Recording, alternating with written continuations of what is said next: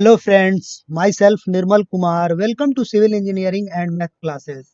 आज की क्लास में हम डिस्कस करेंगे BPSC AE civil engineering mains exam 2019 के पेपर 5 की इसका की क्वेश्चन बुकलेट सीरीज है बी। और हम डिस्कस करेंगे क्वेश्चन नंबर 1 से लेकर 21 तक के सभी क्वेश्चंस की, जिसका की डिटेल सॉल्यूशन आपको दिया जाएगा। तो चलिए एक एक करके हम सभी क्वेश्चंस को देखते हैं। फर्स्ट क्वेश्चन है, due to shrinkage stresses simply supported beam having reinforcement only at the bottom tend to deflect. तो यानी कि इस क्वेश्चन में हमें सिंपली सपोर्टेड बीम दे रखा है और यहाँ रेनफोर्समेंट का है बॉटम साइड है। तो आपको बताना है कि श्रिंकेज स्ट्रेस के कारण यहाँ पे किस तरह का डिफ्लेक्शन होगा।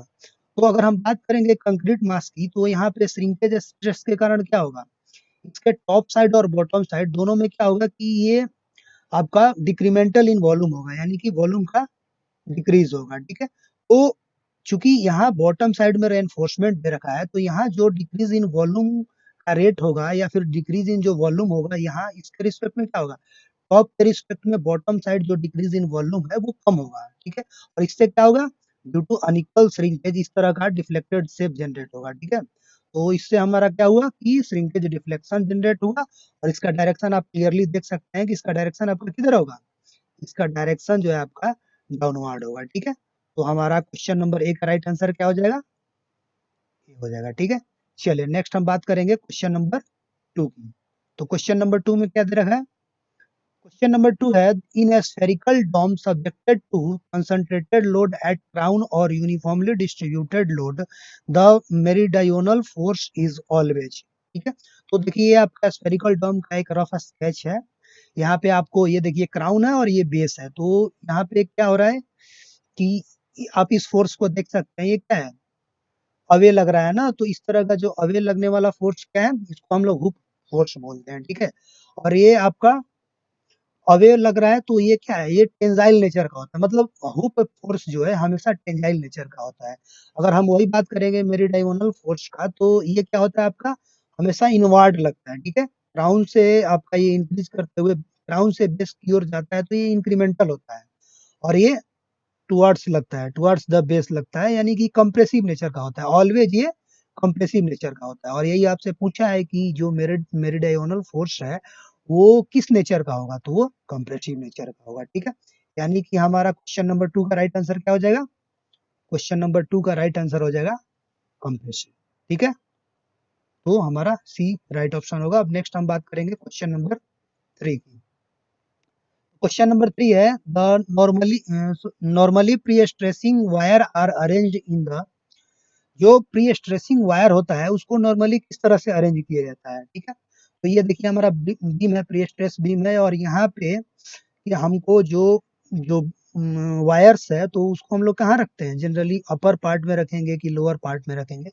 देखिए यहाँ होता क्या है कि अगर हम बात करेंगे यहाँ पे, तो जनरली हमारा लोडिंग क्या होता है, डाउनवर्ड होता है। और ये डाउनवर्ड लोडिंग के चलते जो डिफ्लेक्शन हमारा बनेगा बीम में, वही किस तरह का डाउनवर्ड डिफ्लेक्शन होता है, जैसा कि आप फिगर में देख सकते हैं। ठीक है, तो अब हम बात करेंगे कि हम इस वायर को कहाँ पे दें, तो जनरली हम लोग इसको लोअर पार्ट में देते हैं। ठीक है, लोअर पार्ट में क्यों देते हैं कि अगर हम लोअर पार्ट में देंगे तो ये किस तरह का डिफ्लेक्शन, अपवर्ड डिफ्लेक्ट करेगा। जो ड्यू टू प्री स्ट्रेसिंग ये जो हमारा वायर है, इसके चलते अपवर्ड डिफ्लेक्शन होता है हमारा कंक्रीट मास में। तो इस तरह से ये डाउनवर्ड डिफ्लेक्शन और अपवर्ड डिफ्लेक्शन दोनों क्या होगा, एक तरह से बैलेंस हो जाएगा। तो हम लोग क्या करेंगे कि जो प्री स्ट्रेसिंग वायर है जनरली वो हम लोग लोअर पार्ट में ही दिया करते हैं। ठीक है, तो हमारा क्वेश्चन नंबर 3 का राइट क्या हो जाएगा, क्वेश्चन नंबर 3 का राइट हो जाएगा आपका B, lower part of beam. ठीक है, ऑप्शन बी करेक्ट होगा। ठीक है, अब नेक्स्ट हम बात करेंगे क्वेश्चन नंबर 4 की। क्वेश्चन नंबर 4 में क्या दे रखा है, क्वेश्चन नंबर 4 है, the purpose of lateral tie in short RC column is, जो हम लोग लेटरल टाई देते हैं उसका बेसिकली यूज क्या है। तो देखिए आप इस फिगर में देख सकते हैं, ये हमारा जो रेड कलर से क्या है, ये लॉन्गिट्यूडनल बार है। ठीक है, और ये हमारा लेटरल टाई है।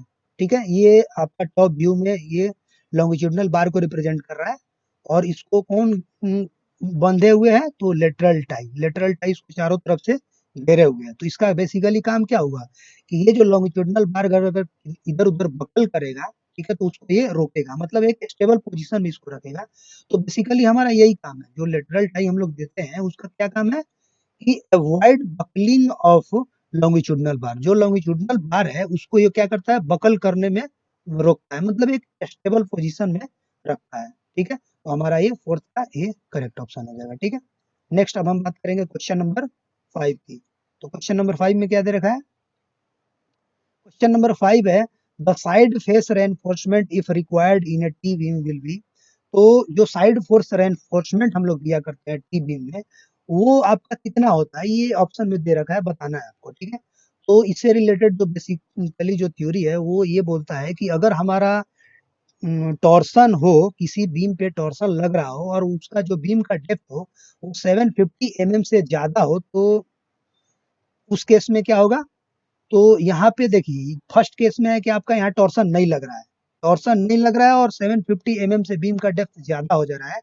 तो उस केस में, या फिर दूसरा केस है कि अगर आपका टॉर्सन लग रहा है और बीम का जो डेप्थ है 450 mm से ज्यादा है, तो उस केस में हम लोग जो आपका जो साइड फेस रेनफोर्समेंट है वो 0.1% ऑफ वेव एरिया प्रोवाइड करते हैं। ठीक है, और वो क्या होता है, इक्वली डिस्ट्रीब्यूट होता है बोथ फेसेस में। तो बेसिकली आंसर यहीं से आ गया कि 1% ऑफ वेव एरिया हम लोग क्या करते हैं, साइड फेस रेनफोर्समेंट प्रोवाइड करते हैं, यानी कि 5 का हमारा एक करेक्ट करेक्ट ऑप्शन होगा। ठीक है, 5 का एक करेक्ट ऑप्शन होगा।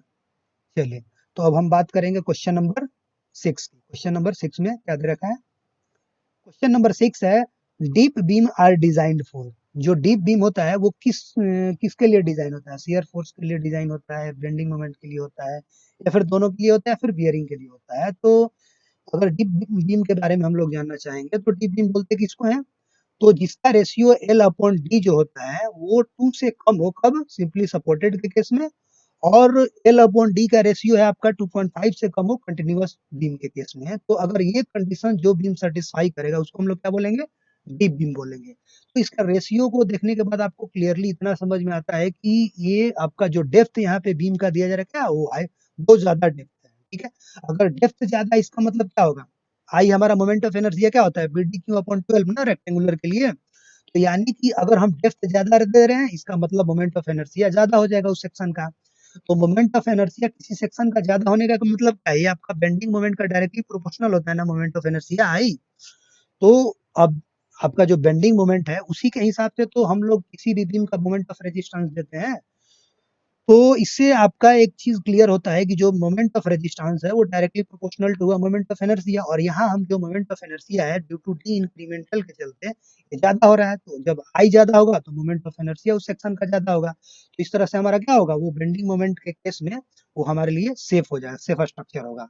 तो बेसिकली जो हमारा जो डीप बीम है उसको किस पॉइंट ऑफ व्यू से डिजाइन करते हैं, वो हम लोग उसको बेंडिंग मोमेंट के पॉइंट ऑफ व्यू से डिजाइन करते हैं, और उसकी के पॉइंट ऑफ व्यू से हम लोग मोमेंट ऑफ रेजिस्टेंस उतना प्रोवाइड करते हैं। तो ठीक है, आपका 6 का क्या करेक्ट हो जाएगा, बी ऑप्शन करेक्ट हो जाएगा। चलिए नेक्स्ट हम बात करेंगे क्वेश्चन नंबर 7 की। क्वेश्चन नंबर 7 में क्या दे रखा है, the bending moment at the edge of a square vertical bunker of side length L due to a lateral pressure P per unit area. तो इसमें आपको lateral pressure P per unit area दे रखा है, तो आपको क्या निकालना है, आपको बेंडिंग मोमेंट का वैल्यू एट एज पे निकालना है। ठीक है, एट एज पे बेंडिंग मोमेंट का वैल्यू, तो इसका राइट ऑप्शन क्या हो जाएगा, आपका दे रखा है पी एल स्क्वायर अपॉन 12। ठीक है, पी एल स्क्वायर अपॉन 12 इसका 7 का राइट ऑप्शन हो जाएगा। ठीक है, राइट आंसर हो जाएगा। तो अब नेक्स्ट हम आगे बढ़ते हैं क्वेश्चन नंबर 8। क्वेश्चन नंबर 8 में दे रखा है the minimum clear cover in mm to main steel bar in slab beam column and footing are respectively. ठीक है, तो अगर हम अकॉर्डिंग टू बात करेंगे आईएस कोड का, आईएस 456 का, तो वहां पे हमारा मिनिमम क्लियर कवर सबके लिए डिजाइन होता है। जैसे स्लैब के लिए आपका 20 mm, बीम के लिए 25 mm, कॉलम के लिए 40 mm, फुटिंग के लिए 50 mm। तो आप देख लेंगे ऑप्शन में क्या दे रखा है। तो अगर हम देखेंगे यहाँ बी और डी में, तो यहाँ पे क्या है, आपका कॉलम के लिए 40 दे रखा है और यहाँ भी 40 दे रखा है, तो ये 40 तो हमारा सही है।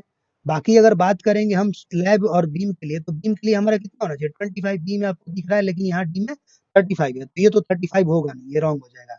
बी को थोड़ा और देखते हैं, तो बी को देखते हैं, तो यहाँ अगर हम स्लैब का बात करें तो 15 दे रखा है। ठीक है, तो हमारा एक्चुअल में क्या है कि मिनिमम हमारा क्लियर कवर कितना हो जाए 20 होना चाहिए, लेकिन एक कंडीशन है कि टॉलरेंस आपका 5 mm अलाउड होता है, तो उस केस में हमारा क्या हो जाएगा 15 mm हम इसका मिनिमम क्लियर कवर ले सकते हैं स्लैब के केस में, ठीक है। और अगर बात करेंगे फुटिंग की, तो फुटिंग के लिए मिनिमम हमारा क्लियर कवर 50 होना चाहिए, तो हम इसको 75 ले सकते हैं, प्रोवाइड कर सकते हैं। तो इस तरह से हमारा 8 का क्या हो जाएगा, 8 का हमारा बी करेक्ट ऑप्शन हो जाएगा, ठीक है। बी का हमारा क्या होगा, करेक्ट क्वेश्चन नंबर 8 का बी करेक्ट ऑप्शन हो जाएगा, ठीक है। अब हम लोग बात करेंगे क्वेश्चन नंबर 9 की। क्वेश्चन नंबर 9 दे रखा है the main reinforcement of an RC slab consists of 10 mm bar at 10 centimeter spacing. If it is desired to replace 10 mm bar by 12 mm bar, then the spacing of 12 mm bar should be what? ठीक है, तो यहाँ आपका relation किस चीज का है, spacing का और डायमीटर ऑफ बार का है। तो बेसिकली आपका स्पेसिंग क्या होता है, स्पेसिंग हम लोग क्या करते हैं कि किसी भी बीम में हम लोग क्या करते हैं, किसी भी बीम हो या फिर आपका जो स्लैब हो, तो वहां पे हम 1 मीटर पे नंबर ऑफ बार दिया करते हैं, ठीक है। तो जो नंबर ऑफ बार ही हमारा डिसाइड करता है कि वहाँ स्पेसिंग हम लोग कितना दे रहे हैं। तो स्पेसिंग इक्वल्स टू आपका हो गया 1 मीटर यानी कि 1000 mm upon an number of bar. ये हमारा क्या देगा, स्पेसिंग दे देगा, दो बार के बीच में कितना का स्पेसिंग दिया जा रहा है, जो कि इक्वल्स टू होगा 1000 अपॉन एन इक्वल्स टू क्या, नंबर ऑफ बार कितना हो जाएगा, टोटल जो एरिया ऑफ स्टील हम लोग यूज कर रहे हैं डिवाइडेड बाई एक, जो आपका जो बार है, एक बार का एरिया कितना है, तो टोटल एरिया ऑफ स्टील बटा में पाई डी स्क्वायर अपॉन 4। तो यहाँ से हमारा क्या आ जाएगा, नंबर ऑफ बार निकल के आ जाएगा। तो इस चीज को यहाँ पुट किए हैं, तो अब रिलेशन क्या है, S equals to 1000 upon A S T, और ये पार्ट क्या ऊपर चला गया, तो पाई 5 स्क्वायर अपॉन 4, मतलब कि spacing directly proportional to diameter का स्क्वायर, ठीक है। तो यहाँ से हम दो कंडीशन में इसको कैसे लिख सकते हैं, डायरेक्टली प्रोपोर्शनल है ना, S2 के लिए 5 2 और S1 के लिए 5 1 होल स्क्वायर। तो इस तरह का हमारा रिलेशन आ गया, अब सबका वैल्यू पुट कर लेंगे। तो इस यहाँ पे वैल्यू पुट करेंगे तो क्या है आपका, S1 कितना दे रखा है, S1 दे रखा है आपका स्पेसिंग 10 सेंटीमीटर जब डायमीटर 10 है, तो स्पेसिंग आपका 10 और डायमीटर जब 10 है आपका, डायमीटर 12 दे रखा है, तो उस टाइम स्पेसिंग निकालना है। वैल्यू पुट करेंगे तो यहाँ से S2 कितना निकल के आएगा, S2 आपका निकल के आ जाएगा 14.4 सेंटीमीटर, ठीक है। देख लेंगे ऑप्शन में क्या है, तो ऑप्शन में हमारा यहाँ पे कौन सा है, हमारा ये सी ऑप्शन है, ठीक है। तो इसका क्वेश्चन नंबर 9 का सी करेक्ट होगा, ठीक है।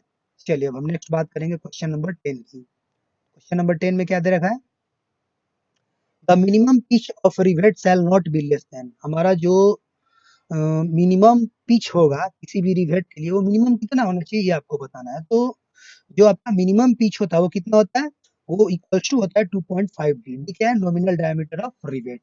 अगर अब हम बात करेंगे मैक्सिमम पिच की, तो टेंशन के केस में होता है 16 टी या फिर 200, विच एवर इज, ये मैक्सिमम का केस है तो विच एवर इज लेस, ठीक है। अब हम बात करेंगे कंप्रेशन के केस में, तो यहाँ 12 टी या फिर 200, विच एवर इज लेस, जो कम होगा उसको हम लोग कंसिडर करते हैं मैक्सिमम के केस में। अब हम बात करेंगे टैकिंग रिवेट की, तो वहाँ कितना हो जाएगा 32 टी या फिर 300, यहाँ पे भी जो दोनों में से कम होगा हम लोग उसको लेंगे, ठीक है। तो इस तरह से आप ये चीज को भी याद कर लेंगे, क्वेश्चन पूछ लेता है एग्जाम में इस तरह का भी। तो हमारा बेसिकली यहाँ पे पूछा क्या है, मिनिमम पिच, तो मिनिमम पिच कितना होगा 2.5 डी, देख लेंगे ऑप्शन में कहाँ है, तो सी में हमारा 2.5 टी 2.5 डी दिख रहा है, तो हमारा 10 का क्या हो जाएगा, सी करेक्ट हो जाएगा। चलिए नेक्स्ट हम बात करेंगे क्वेश्चन नंबर 11 की। क्वेश्चन नंबर 11 में क्या दे रखा है, a steel beam supporting load from the floor slab as well as from wall is termed as, ठीक है।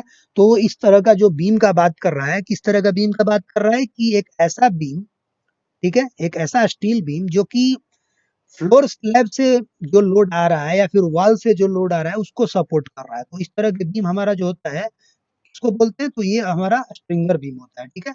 स्ट्रिंगर बीम इस तरह का बीम होता है, तो हमारा 11 का एक करेक्ट हो जाएगा, ठीक है। नेक्स्ट हम बात करेंगे क्वेश्चन नंबर 12 की। क्वेश्चन नंबर 12 में क्या दे रखा है, द चैनल और angle in the compression chord of steel truss girder bridge are turn outward in order to increase, ठीक है। तो यहाँ पे बोल रहा है कि चैनल और angle in the compression chord of steel truss girder, मतलब कि स्टील ट्रस गर्डर में आप हम लोग क्या करते हैं कि जो चैनल और angle in the compression chord होता है उसको आउटवर्ड करते हैं। इसका बेसिकली पर्पस क्या होता है? तो देखिए आउटवर्ड करने का एक ही मतलब होता है कि हम लोग उसको क्या कर रहे हैं कि रेडियस ऑफ गायरेशन को इंक्रीज कर रहे हैं, ठीक है। उससे क्या होगा कि अगर हम रेडियस ऑफ गायरेशन इंक्रीज करेंगे तो हमारा क्या हो जाएगा, चूंकि सिलेंडरनेस रेशियो हमारा इक्वल्स टू क्या होता है, L effective upon R minimum, और यहाँ रेडियस ऑफ गायरेशन है। तो अगर हम जो हमारा रेडियस ऑफ गायरेशन को इंक्रीज करेंगे तो हमारा क्या होगा, जो लैम्डा है, सिलेंडरनेस रेशियो है, ये हमारा क्या होगा, डिक्रीज करेगा। और ये सिलेंडरनेस रेशियो होता क्या है, ये डिग्री ऑफ बकलिंग या फिर डिग्री ऑफ बेंडिंग को रिप्रेजेंट करता है। यानी कि आपका अगर ये सिलेंडरनेस रेशियो कम हो रहा है, इसका मतलब क्या हो रहा है कि जो डिग्री ऑफ बेंडिंग है, डिग्री ऑफ बकलिंग है, उसकी चांसेस कम होगी, ठीक है। तो अगर डिग्री ऑफ बकलिंग की चांसेस कम होगी तो हमारा फिर स्ट्रक्चर क्या होगा, स्टेबल ज्यादा होगा। तो यही कारण है कि ये इंक्रीज किसको क्यों करते हैं, ये इंक्रीज हम करते हैं रेडियस ऑफ गायरेशन को इंक्रीज करते हैं, ठीक है। तो हमारा 12 का क्या आंसर हो जाएगा, 12 का आंसर हो जाएगा डी, ठीक है। तो हमारा डी यहाँ से करेक्ट हो जाएगा। अब हम बात करेंगे क्वेश्चन नंबर 13 की। क्वेश्चन नंबर 13 में क्या दे रखा है, the angle dispersion of a concentrated load on the flange to web plate of a steel beam, ठीक है। अगर हम बात करेंगे स्टील बीम में तो वहां पे जो एंगल ऑफ डिस्पर्सन होता है वो किस तरह का होता है, देखिए जैसे यहाँ पॉइंट लोड एक प्लेट पे लग रहा है और ये फिर डिस्ट्रीब्यूट हो रहा है वेव में, ठीक है, फ्लेंज के वेव में। तो ये किस तरह से डिस्ट्रीब्यूट होता है, तो ये जनरली आपका 45 डिग्री पे डिस्ट्रीब्यूट होता है, जैसा कि आप फिगर में देख सकते हैं, ठीक है। तो क्वेश्चन नंबर 13 का आपका राइट ऑप्शन क्या हो जाएगा, 45 डिग्री, 45 डिग्री विथ हॉरिजॉन्टल, ठीक है। हॉरिजॉन्टल से क्या है, हॉरिजॉन्टल से 45 डिग्री बना रहा है। तो हमारा यहाँ 13 का सी करेक्ट हो जाएगा, ठीक है। चलिए नेक्स्ट हम बात करेंगे क्वेश्चन नंबर 14 की। क्वेश्चन नंबर 14 में क्या दे रखा है, a welded steel plate girder consisting of two flange plate of 350 mm into 16 mm and web plate of 1000 into 6 mm required, ठीक है। तो यहाँ पे हम लोग ये जो वेल्डेड स्टील प्लेट गर्डर है, यहाँ पे हम किस तरह का स्टीफनर प्रोवाइड करेंगे, ये हमसे बेसिकली क्वेश्चन में पूछ चुका है, ठीक है। तो अगर हम बात करेंगे स्टीफनर प्रोवाइड होने की तो वहाँ पे क्या होता है कि वेब सेक्शन से हम लोग डिजाइन करते हैं कि उसका डेप्थ और थिकनेस के रेशियो से हम लोग डिसाइड करते हैं कि हम वहाँ वर्टिकल स्टीफनर दें या फिर हॉरिजॉन्टल दें या फिर क्या दें। तो वो चीज हम थोड़ा सा इसके लिए ये चीज समझेंगे कि इसका रेशियो, जैसे हमारा यहाँ डी क्या है, तो डी आपका वेब का डेप्थ है, ठीक है, जैसा कि आप फिगर में यहाँ देख सकते हैं। और टी डब्ल्यू क्या है, ये थिकनेस ऑफ वेब है। तो जब डी1 अपॉन टी डब्ल्यू का रेशियो ग्रेटर देन 90 होगा तो उस केस में हम लोग क्या करेंगे, वर्टिकल स्टिफनर प्रोवाइड करेंगे, ठीक है। और ये हमारा किस चीज का बचाव करता है, तो प्रिवेंट करता है बकलिंग ऑफ वेब का, जो वेब हमारा बकल करता है, ठीक है। वेब हमारा बकल करता है, ठीक है। देखिए बकल कैसे करता है, तो बकलिंग ऑफ वेब ऐसे होता है, ठीक है। यहाँ से ये इस तरह से, ये इस तरह से बकल करता है, ठीक है। ये नहीं होगा, इस तरह से बकल किया, ठीक है। तो ये जो बकलिंग ऑफ वेव होगा, इसको हम लोग प्रिवेंट करने के लिए क्या करेंगे, वर्टिकल स्टिफनर्स प्रोवाइड कर देंगे। और ये बकलिंग ऑफ वेव होता क्यों है, ये ड्यू टू डायगोनल कंप्रेशन होता है, ठीक है। तो इस तरह से हमारा डी1 अपॉन टी डब्ल्यू अगर ग्रेटर ग्रेटर देन 90 होगा तो वर्टिकल स्टिफनर प्रोवाइड करेंगे। अगर वही बात करेंगे D1 upon T W greater than 200 होगा तो वहां पे हम लोग हॉरिजॉन्टल स्टिफनर प्रोवाइड करते हैं एबव न्यूट्रल एक्सिस, ठीक है। और ये क्या करता है, तो ये हमारा प्रिवेंट करता है बकलिंग ऑफ वेव का ड्यू टू बेंडिंग कंप्रेशन, ठीक है। बेंडिंग कंप्रेशन के चलते जो हमारा बकलिंग ऑफ वेव होगा उसको ये हमको क्या करता है, प्रिवेंट करता है। अब हम बात करेंगे अगर D1 upon T W greater than 250 की, तो इस केस में हम लोग को क्या करना पड़ता है, तो एडिशनल हॉरिजॉन्टल स्टिफनर प्रोवाइड करना पड़ता है एट न्यूट्रल एक्सिस पे, ठीक है। अब ये किस तरह से हमको प्रिवेंट करता है, तो ये प्रिवेंट करता है हमारा buckling of wave between vertical stiffener, दो वर्टिकल स्टिफनर के बीच में जो बकलिंग ऑफ वेव हो रहा है उसको ये हमको प्रिवेंट करता है। और इस तरह का जो बकलिंग होता है वो किसके कारण होता है, वो ड्यू टू शियर फोर्स के कारण होता है, ठीक है। चलिए अब हम बात करेंगे डी1 अपॉन टी डब्ल्यू अगर ग्रेटर देन 400 होगा तो उस केस में हम लोगों को क्या करना है, सेक्शन को रिडिजाइन करना पड़ता है, वहां कोई ऑप्शन नहीं बचता है, ठीक है। तो इस तरह से ये हमारा बेसिकली रेशियो का थ्योरी है कि इसके हिसाब से हम लोग जो रिक्वायर्ड हमारा वर्टिकल स्टिफनर होगा या फिर हॉरिजॉन्टल स्टिफनर होगा वो प्रोवाइड करते हैं। तो चलिए इस क्वेश्चन में हम लोग चेक कर लेते हैं कि क्या कंडीशन होना चाहिए, ठीक है। तो अगर हम इस क्वेश्चन का बात करेंगे तो यहाँ पे क्या है, यहाँ पे आपका है दे रखा है कि जो आपका वेब प्लेट है उसका यहाँ पे क्या दे रखा है, इसका हाइट दे रखा है डी1 दे रखा है 1000 mm और इसका जो थिकनेस दे रखा है 6 mm।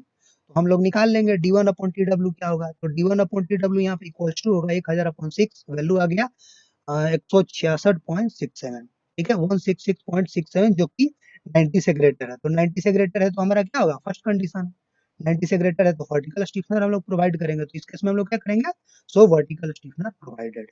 अब इसको देख लेंगे क्या ये 200 से भी ज्यादा है, तो 200 से तो ज्यादा ये है नहीं, तो इस केस में हम लोग हॉरिजॉन्टल स्टिफनर प्रोवाइड करने की कोई चांसेस नहीं है। तो बेसिकली आपका क्वेश्चन नंबर अगर 14 का बात करेंगे तो यहाँ सिर्फ एक ही स्टिफनर हम लोग प्रोवाइड करेंगे, कैसा, तो हम लोग वर्टिकल स्टिफनर प्रोवाइड करेंगे, यानी कि 14 का बी आपका करेक्ट हो जाएगा। ठीक है, चलिए नेक्स्ट हम बात करेंगे क्वेश्चन नंबर 15 की। क्या दे रखा है क्वेश्चन नंबर 15 में, तो क्वेश्चन नंबर 15 है the absolute maximum bending moment in a simply supported beam of a span 20 meter due to moving UDL of 4 kilonewton per meter spanning over 5 meter is what.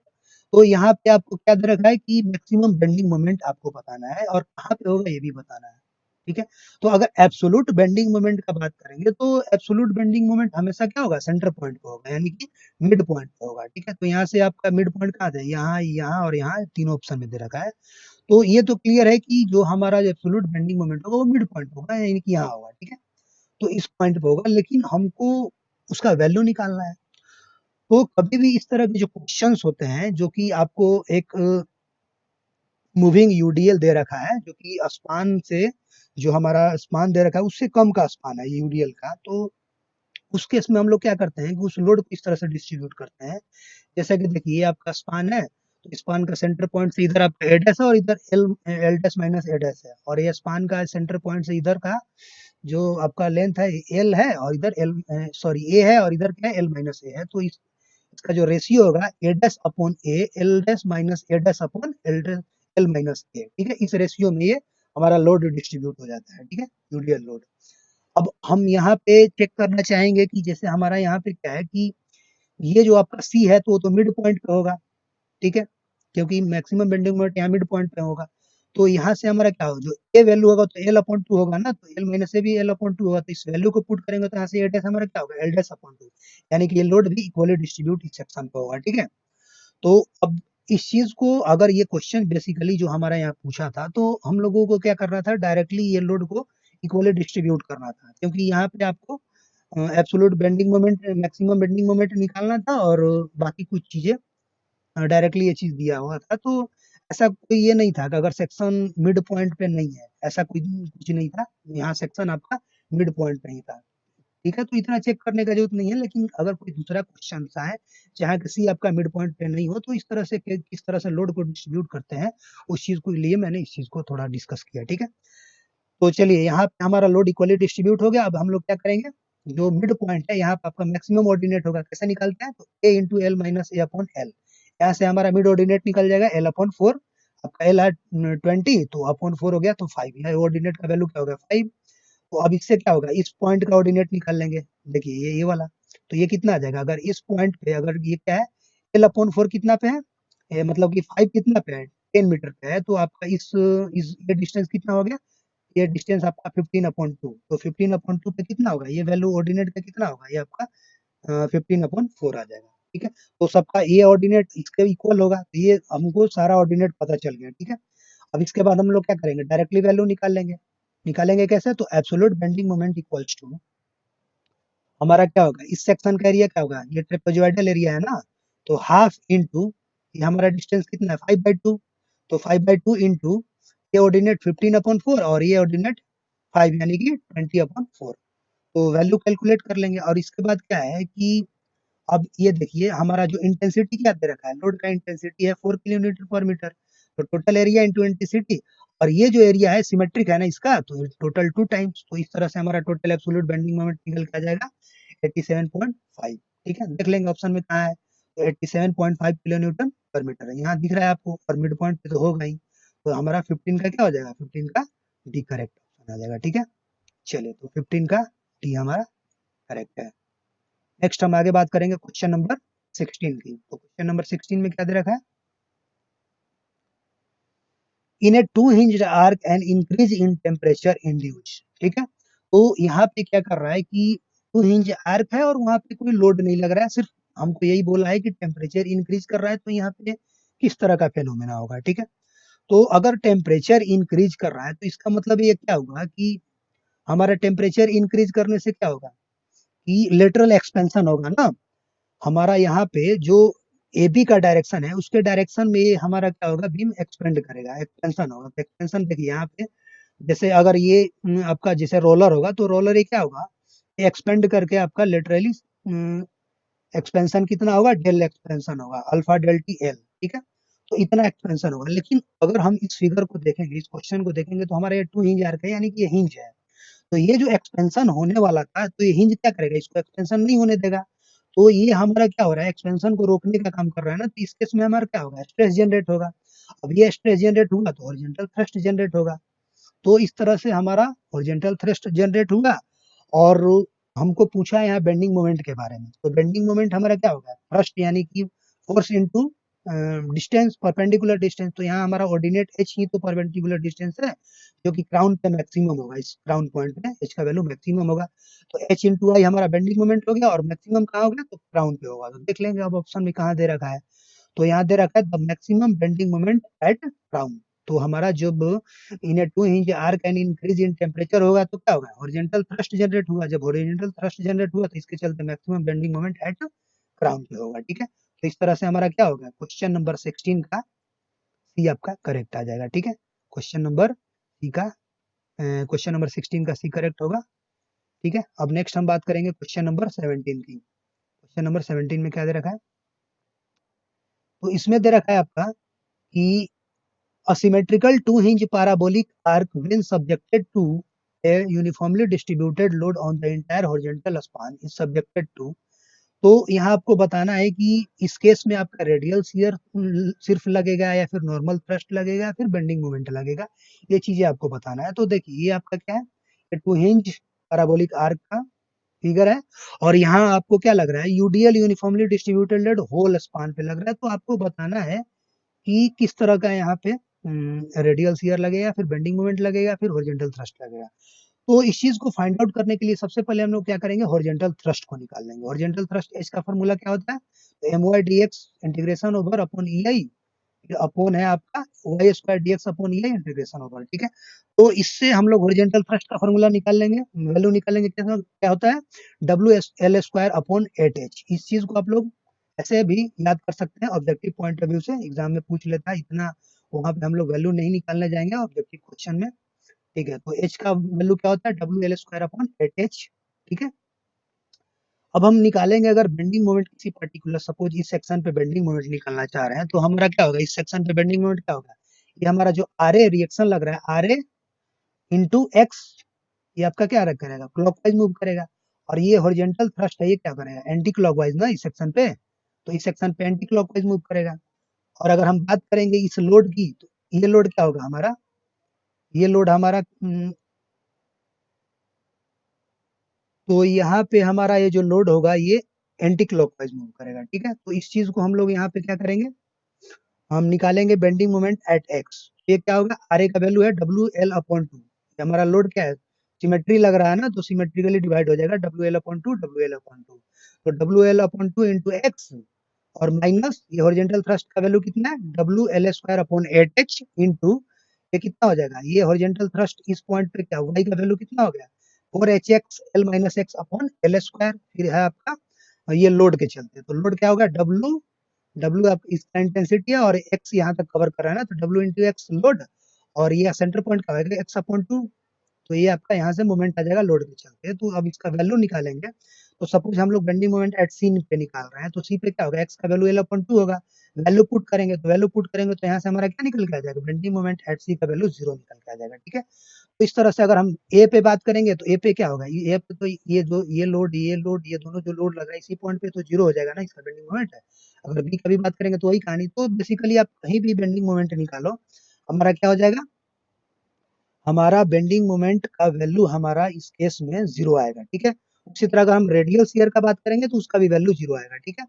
अब बचा, अगर हम बात करेंगे normal thrust का, तो normal thrust का हमारा वैल्यू जीरो नहीं आता है। तो इस केस में हमारा क्या हो जाएगा कि टू हिंज अगर पैराबोलिक आर्क का बात करेंगे, जब यूडीएल लग रहा है, तो उस केस में सिर्फ हमारा क्या होगा, रेडियल शियर तो जीरो हो गया, और बेंडिंग मोमेंट भी जीरो हो गया। तो सिर्फ नॉर्मल थ्रस्ट हमारा लगेगा, क्या लगेगा, सिर्फ नॉर्मल थ्रस्ट लगेगा।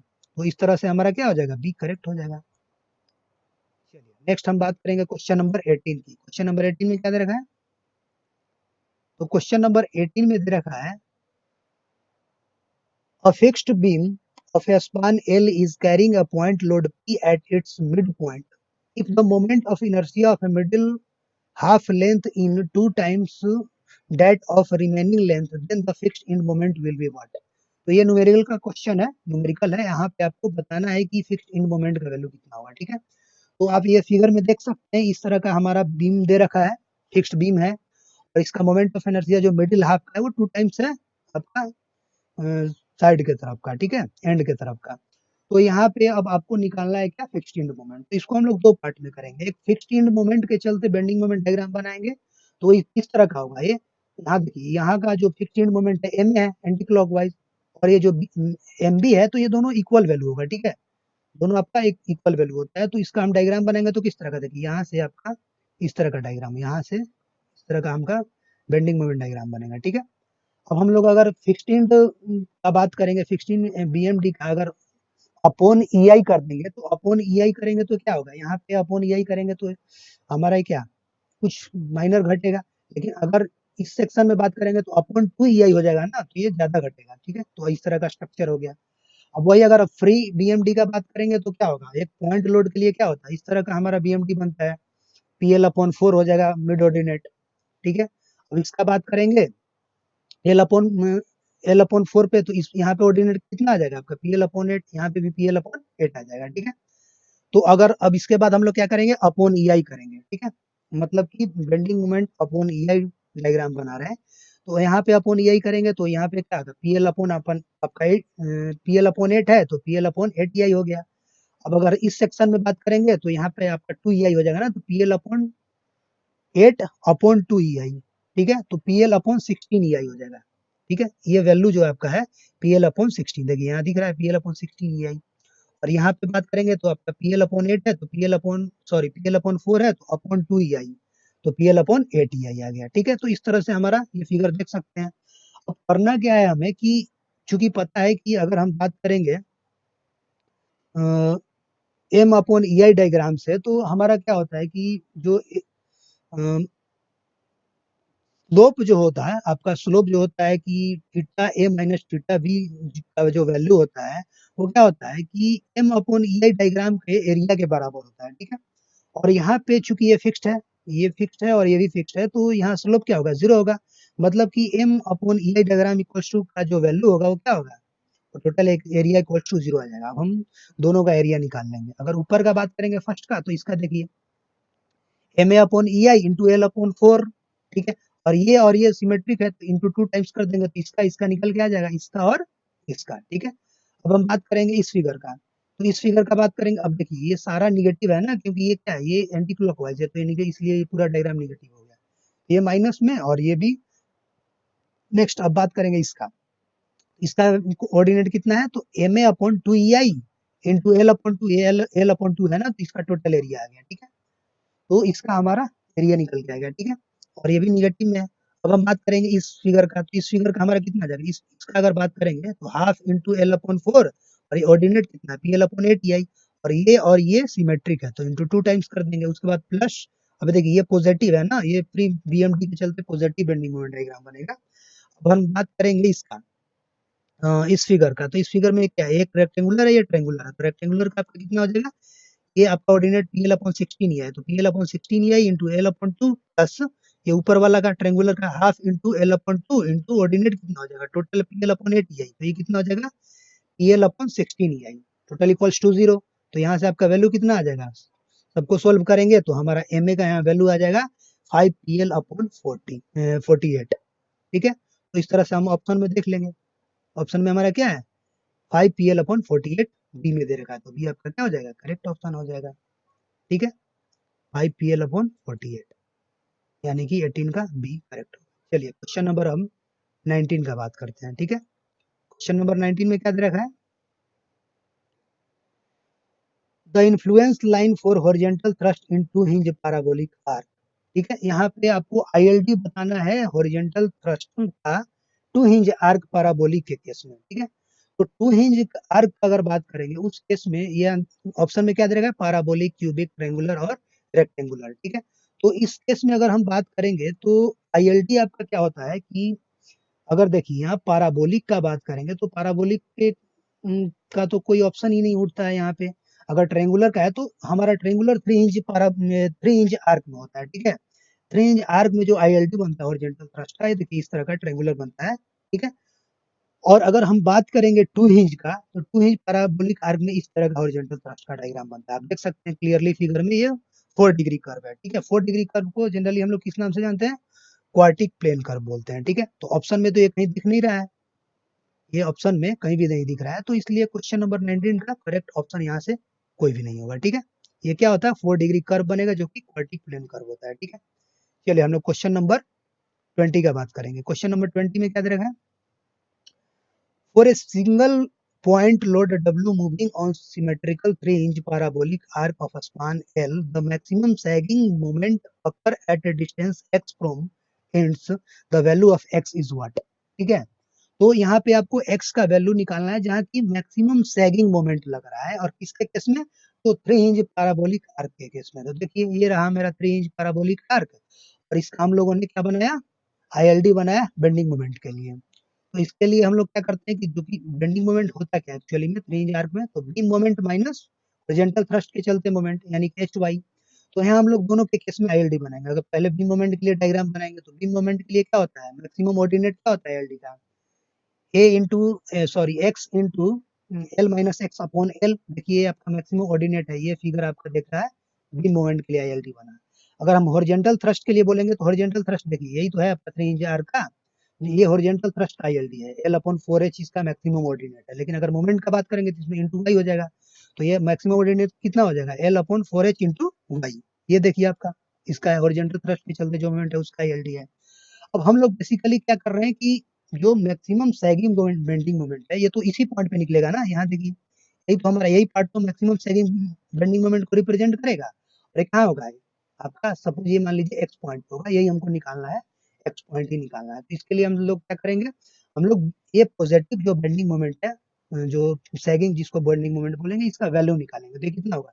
ये टोटल माइनस दिस। तो हम लोग ये दिस वैल्यू निकाल लेंगे, मतलब हॉरिजॉन्टल थ्रस्ट के चलते जो इस ऑर्डिनेट आ रहा है बेंडिंग मोमेंट का इस पॉइंट पे, वो कितना होगा। तो इसको कैसे निकालेंगे? क्योंकि एल वाई अपॉन 4h जो है, देखिए एल वाई अपॉन 4h है वो क्या एल अपॉन 2 पे हो रहा है ना। तो हम एक्स डिस्टेंस पे अगर बात करेंगे तो हॉरिजॉन्टल थ्रस्ट के चलते यहाँ जो बेंडिंग मोमेंट का वैल्यू कितना होगा? तो वाई डैश इक्वल्स टू आएगा एक्स वाई अपॉन 2h। अब ये वैल्यू निकाल लेंगे यहाँ से। टोटल हमारा कितना है? X into L minus X upon L है, और इसमें से घटाएंगे हम ये वाला ordinate x Y upon 2h। अब यहाँ से जो वैल्यू घटाएंगे तो हमारा क्या होगा? जेड। इसको जो पॉजिटिव बेंडिंग मोमेंट है, सैगिंग बेंडिंग मोमेंट है, उसको हम लोग जेड मान लेंगे। अब इसका वैल्यू कैलकुलेट करेंगे तो यहाँ से आपका क्या हो गया? X into L minus X upon L minus X upon 2h, और ये जो वाई है, वाई क्या है? ये तो 3 इंच पाराबोलिक आर्क है ना, तो वाई का वैल्यू क्या होगा? ये वाला वैल्यू होगा 4h x L minus X upon L square. Value यहाँ पुट करेंगे तो फिर यहाँ से जेड मैक्स का वैल्यू निकालेंगे। तो मैक्सिमा मिनिमा के केस में क्या होता है? हमको डिफरेंशिएट करना पड़ता है, जो कि इक्वल टू 0 होता है। तो इस केस में हमारा वैल्यू क्या निकल के आएगा? 6x² माइनस 6lx प्लस एल स्क्वायर इक्वल टू 0। यहाँ से x का वैल्यू निकालेंगे तो 0.21l आ जाएगा, और x का वैल्यू 0.79l हो जाएगा, ठीक है। तो यहाँ पे हम लोग जनरली x जो लिए हैं, l जो हाफ स्पान के लेफ्ट साइड लिए हैं ना, तो या तो l अपॉन 2 से कम ही इसका वैल्यू होना चाहिए ना।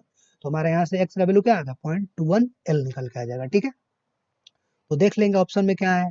तो 20 का हमारा अगर देखेंगे ए ऑप्शन, तो ए ऑप्शन में क्या दे रखा है?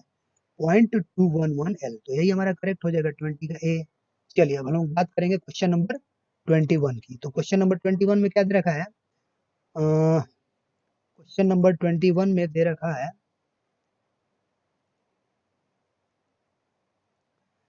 यहाँ पे, in which of the following truss member of stress depend upon whether the load is moving on top chord और बॉटम कॉर्ड, ठीक है। तो यहाँ बोल रहा है कि लोड चाहे टॉप कॉर्ड पे मूव करे या फिर बॉटम कॉर्ड पे मूव करे, आपको यहाँ पे बताना है कि which of the following truss member the stress depend upon whether the load is moving on the top chord और बॉटम कॉर्ड, ठीक है। तो इस केस में आपको राइट ऑप्शन बताना है कि कौन सा मेंबर होगा जो कि अगर वो टॉप कॉर्ड पे मूव करे या फिर बॉटम कॉर्ड पे मूव करे, दोनों को बियर करेगा, ठीक है। तो इस केस में होता क्या है कि अगर बेसिकली अगर टॉप कॉर्ड का बात करें कि देखिए ये जो टॉप मेंबर है वो क्या करता है कि ये कंप्रेशन कंप्रेशन को मतलब बैलेंस करता है, ठीक है। कंप्रेसर को सस्टेन करता है कंप्रेशन को। अगर बात करेंगे बॉटम का, तो बॉटम क्या करता है? टेंशन को, और ये जो डायगोनल मेंबर होता है वो टेंशन और कंप्रेशन दोनों को बियर करता है, ठीक है। तो हमारा जो डायगोनल मेंबर होगा वो क्या होगा कि यही वो मेंबर है जो ट्रस का मेंबर है, जो the stress depend upon whether the load is moving, चाहे वो टॉप पे मूव करे चाहे बॉटम पे, यानी कि कंप्रेशन हो या टेंशन हो दोनों को ये बियर करेगा। तो कौन करेगा? 21 का आपका सी डायगोनल मेंबर, ठीक है। तो आपका 21 का सी क्या हो जाएगा? करेक्ट हो जाएगा, डायगोनल, ठीक है। तो इस तरह से हम लोग क्वेश्चन 1 से लेके 21 तक के सभी क्वेश्चंस को इसके सॉल्यूशंस को डिटेल हम लोगों ने देखा और समझने का कोशिश किया। तो आशा करता हूँ ये वीडियो आप लोगों के लिए हेल्पफुल होगा। अगर अच्छा लगे तो इसको लाइक एंड सब्सक्राइब करें। Thank you.